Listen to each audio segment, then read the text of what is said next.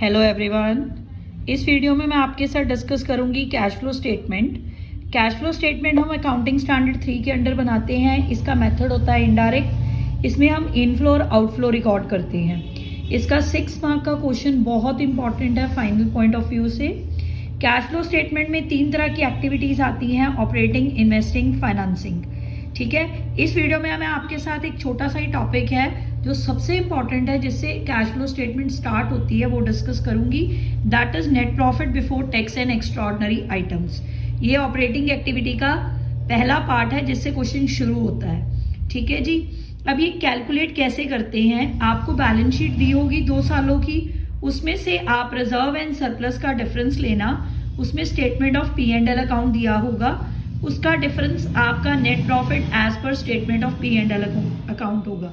जैसे ये balance sheet है, बैलेंस शीट में रिजर्व एंड सरप्लस दिए होते हैं, उसमें स्टेटमेंट ऑफ P&L अकाउंट दिया होता है, उसका डिफरेंस आपका net profit as per statement of P&L होगा।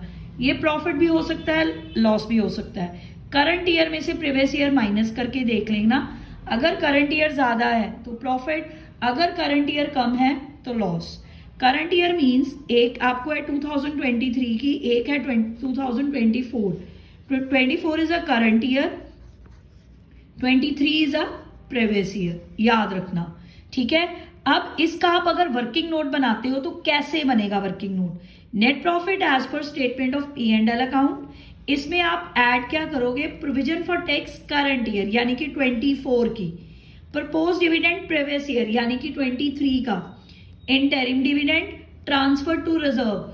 अगर जनरल रिजर्व या किसी तरह को भी कोई फ्री रिजर्व दे रखा है, अगर वो इंक्रीज हो रहा है तो यहाँ पे लिखोगे, अगर डिक्रीज हो रहा है पूरी कैश फ्लो स्टेटमेंट में कहीं नहीं आता। बाय चांस आपको क्वेश्चन में रिफंड ऑफ टैक्स दिया हो तो वो आप क्या करोगे? माइनस।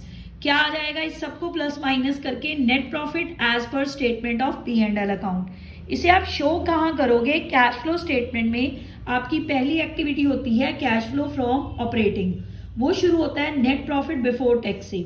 जो ये आंसर आया आप यहाँ पे लिखोगे। क्लियर? ये इसका वर्किंग नोट है। अगर आप वर्किंग नोट नहीं बनाते तो आप कैश फ्लो स्टेटमेंट में से शो कैसे करोगे?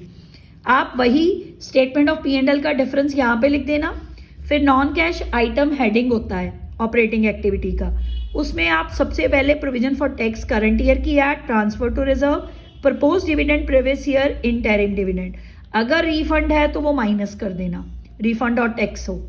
ठीक है। ये क्या कहने का क्या मतलब है? अगर वर्किंग नोट बनाते हो तो डायरेक्ट जो आंसर आएगा वो नेट प्रॉफिट बिफोर टैक्स है।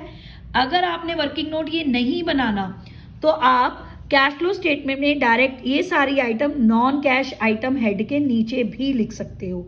मगर एक इंपॉर्टेंट क्वेश्चन जैसे MCQ में आता है नेट प्रॉफिट बिफोर निकालो, तो उसमें वर्किंग नोट इंपॉर्टेंट होता है।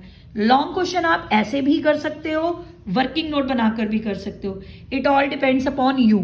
ठीक है जी, समझ आ गई? ये सारी आइटम्स ना आप नॉन कैश आइटम में ऐड करोगे।